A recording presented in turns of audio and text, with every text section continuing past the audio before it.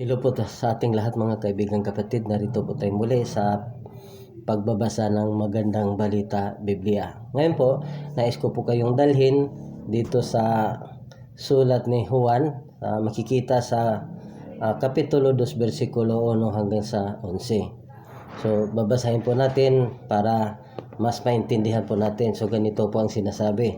Nang ikatlong araw, may kasalan sa Kana sa Galilea at naroon ang ina ni Jesus. Si Jesus at ang kanyang mga alagad ay inanyayahan din sa kasalan. Naubos ang alak, kaya't sinabi ng ina ni Jesus sa kanya, "Anak, wala na silang alak." Sinabi ni Jesus, "Ipaubaya na lang po ninyo ito sa akin ginang. Hindi pa ito ang akin tamang oras." Sinabi ng kanyang ina na ina sa mga tumutulong, "Gawin ninyo ang anumang sabihin niya sa inyo." May 6 na banga doon, ang bawat isa'y naglalaman ng 20 hanggang sa 3 galon. Ang mga ito ay nakalaan para sa paghuhugas ayon sa ritual ng mga Hudyo. Sinabi ni Jesus sa mga tumutulong doon, "Punuin ninyo ng tubig ang mga banga." At pinuno nga nila ang mga banga na halos nag-uumapaw. Pagkatapos sinabi niya, "Kumuha kayo ng kaunti at dalhin ninyo sa namahala ng handaan." Dinalhan nga nila ang mamahala at titikman nito ang tubig na naging alak. Hindi niya alam kung saan nang gagaling iyon, subalit alam ng mga sumasalok ng tubig. Kaya't tinawag niya ang lalaking ikakasal at sinabi, "Ang masarap na alak ang unang ihahain kapag marami nang nainom ang mga tao. Saka inihain ang mababang uri, ngunit sa huli ninyo inilabas ang masarap na alak." Ang nangyaring ito sa Kana sa Galilea, ang unang himalang ginawa ni Jesus. Sa pamamagitan nito inihayag niya ang kanyang kaluwalhatian at naniwala sa kanya ang mga alagad niya. Okay po. Ang sabi dito, yung una, yung first verse, ang sabi dito, nang ikatlong araw may kasalan sa Kana sa Galilea at naroon ang ina ni Jesus. So, ito. Kung makikita ninyo itong words na nang dito sa unang word na mababasa natin, itong nang na ito is capital letter ang ginagamit na in. So, ibig sabihin nito, may diin ito. Binibigyan ito ng diin sa sumusulat dito sa Juan, sa chapter 2. So, ganito. Nang ikatlong araw, may kasalan sa Kana sa Galilea at naroon ang ina ni Jesus. Ngayon, bakit nabanggit dito ang ina ni Jesus? Ayan, bakit nabanggit dito ang ina ni Jesus? Ngayon, sa palagay ko kasi, una, siya ang nagsisilbing susi para masimulan ang buong kwento patungkol dito sa Juan 2:1 hanggang 12. Kaya binigyan ng diin ng sumusulat dito sa Juan ng ikatlong araw. Kinukumpleto niya ang pagkasulat sa detalye dito. Pwede namang sabihin may kasalan sa Kana sa Galilea at naroon ang ina ni Jesus. Pero hindi yan ginawa ng sumusulat dito sa Juan. So ang ginawa sa sumusulat ng Juan, ginawa niyang nang ikatlong araw may kasalan sa Kana sa Galilea at naroon ang ina ni Jesus. So ibig sabihin, binigyan niya ng importante itong words na ito. Bakit? Kasi napakahalaga ito para sa text na ito. Itong nang ikatlong araw. Kasi ang ina ni Jesus, siya ang nagsisilbing susi para mabuksan o mabuo ang kwento according dito sa Juan Kapitulo 2, versikulo 1 hanggang 11. Ngayon, verse 2 tayo. Si Jesus at ang kanyang mga alagad ay inanyayahan din sa kasalan. So, si Jesus daw at ang kanyang mga alagad inanyayahan daw ay inanyayahan din sa kasalan. So kanina na pansin natin na ang ina ni Jesus andoon sa kasalan, at ngayon din sa pagdating ng verse 2, nandoon din si Jesus, inanyayahan din siya at ang kanyang mga alagad doon sa kasalan. So bakit kaya? Anong mayroon dito? Kasi ganito yan. Kanina, ang ina ni Jesus andun sa kasalan at si Jesus din at ang kanyang mga alagad andun din, inanyayahan din sa kasalan. Ginawa ito ng authors na ipagkukunikta itong mga talata na ito para masimulan ang kwento patungkol sa unang himala ni Jesus. Bakit? Kasi ganito ang sinasabi. Naubos ang alak, kaya't sinabi ng ina ni Jesus sa kanya, "Anak, wala na silang alak." Sinabi ni Jesus, "Ipabaya na lang po ninyo ito sa aking ginang. Hindi pa ito ang aking tamang oras." Ngayon, sabi dito, anak, wala na silang alak. Sabi ng ina ni Jesus. Tapos sabi naman ni Jesus, "Ipabaya na lang po ninyo ito sa aking ginang." So dito, mayroong dalawang view dito. Para sa akin, mayroon tong dalawang view dito. Unang view dito, pananampalataya ng ina ni Jesus kay Jesus. Pangalawang view ko rito, sinubok ni Jesus ang pananampalataya ng kanyang ina or yung salitang paniniwala.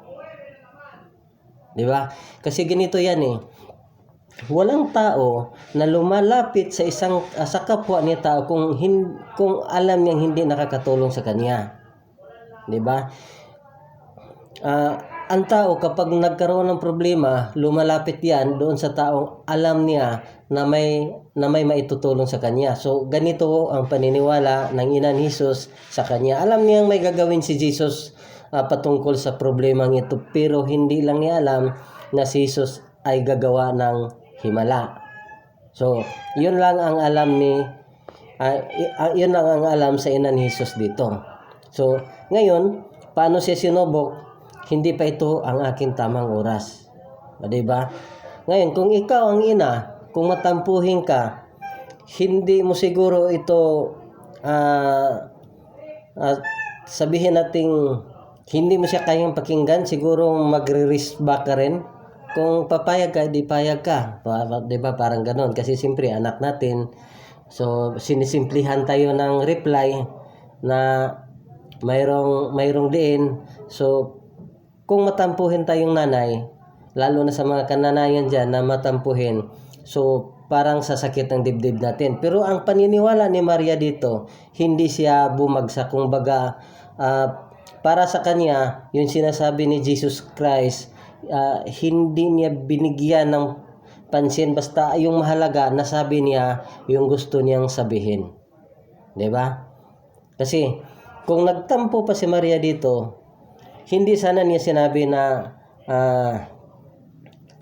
pagdating ng verse 5, sinabi ng kanyang ina sa mga naglilingkod doon, gawin ninyo ang anumang sabihin niya sa inyo. Pagkatapos sinabi ni Jesus Christ sa kanyang ina na hindi pa itong aking tamang oras, hindi yan pinansin ng ina ni Jesus. Kundi, humarap siya doon sa mga naglilingkod doon at sabi niya, sundin ninyo kahit anumang sabihin niya sa inyo. Okay. Verse 6, may 6 na banga doon, ang bawat isa ay naglalaman ng 20 hanggang 30 galon. Ang mga ito ay nakalaan para sa paghugas ayon sa ritual ng mga Hudyo. Okay, sa verse 6 tayo. Itong mga banga na ito sabi dito, nakalaan ito para sa paghugas ayon sa ritual sa mga Hudyo. So ano tong mga ritual na ito? Itong ritual ng mga Hudyo na ito. Bakit nakalaan ito maraming mga banga? So hindi ito ang ginawa ni Jesus na yung na hinuhugasan niya ang mga paa ng kanyang mga alagad. Iba ito. Kasi ganito yan. Sa time nila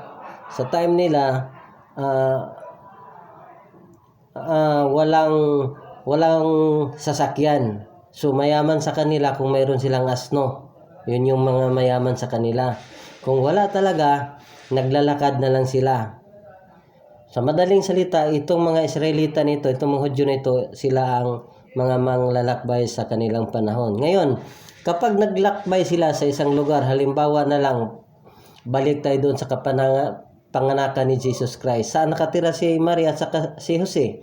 Di ba sa Galilea? Saan ipinanganak si Jesus Christ? Sa Bethlehem.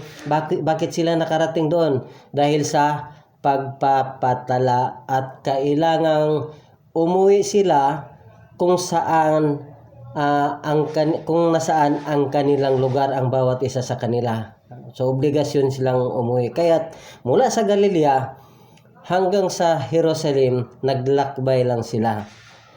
Itong mga yung sa paglalakbay na yon, dahil ang mga daan dati ay rough road lang, gaya ng sinabi kanina, naglalakad lang ang karamihan dito. So sa madaling salita, maalikabok ang kanilang paa. Pagdating nila doon sa lugar na pinupuntahan nila, kailangan nila ang tubig para paghugas sa kanilang paa. Kaya nagiging ritual itong mga banga na ito na ginagamit dito ni Jesus Christ. Okay. Sinabi ni Jesus sa mga tumutulong doon, punuin ninyo ng tubig ang mga banga. At pinuno nga nila ang mga banga na halos nag-uumapaw. Pagkatapos sinabi niya, kumuha kayo ng kaunti at dalhin ninyo sa namahala ng handaan. Dinalhan nga nila ang namahala at tinikman nito ang tubig na naging alak. Hindi niya alam kung saan nanggaling iyon, subalit alam ng mga sumasalok ng tubig. Kaya tinawag niya ang lalaking ikakasal at sinabi, ang masarap na alak ay unang ihain kapag marami nang nainom ang mga tao, saka ihain ang mababang uri. Ngunit sa huli ninyo inilabas ang masarap na alak. Okay. Paano ginawa ni Jesus Christ ang alak? Paano niyang ginawang alak ang tubig according dito pagdating sa Juan? According dito sa text. Paano niya ginawang tubig? Paano niya ginawang alak ang tubig? Doon sa verse 9. Doon sa pagtikim sa namamahala ng handaan. Walang sinasabi si Jesus na okay, dalhin ninyo doon, dalhan ninyo yung mga namahala doon sa handaan, dalhan ninyo sa tubig na yan para magiging alak na yan. So hindi sinabi ni Jesus. Ang sabi lang niya, magsalo kayo ng kaunti at dalhin ninyo doon sa namahala sa handaan. At tinikman nito ang tubig na naging alak. Doon pa lang naging alak ang tubig, yung tinikman na sa namahala sa handaan. Okay? Okay. So, ang nangyaring ito sa Kana sa Galilea, ang unang himalang ginawa ni Jesus. Sa pamamagitan nito na ihayag niya ang kanyang kaluwalhatian at naniwala sa kanya ang mga alagad niya. Ngayon, tanong, anong purpose ng sumusulat dito sa Juan? Bakit niya isinusulat ang kwento na ito, itong unang himala ni Jesus? Anong gusto niya iparating sa mga mambabasa niya? According dito sa Juan chapter 2. So ganito yan.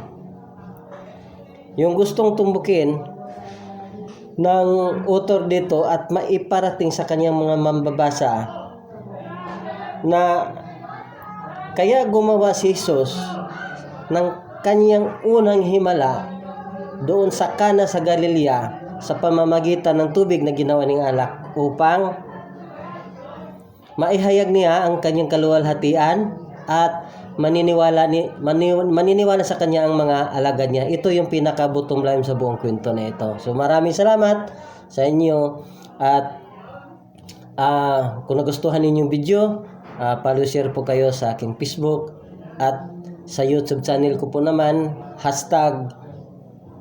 #Bro Peter Balispen. God bless.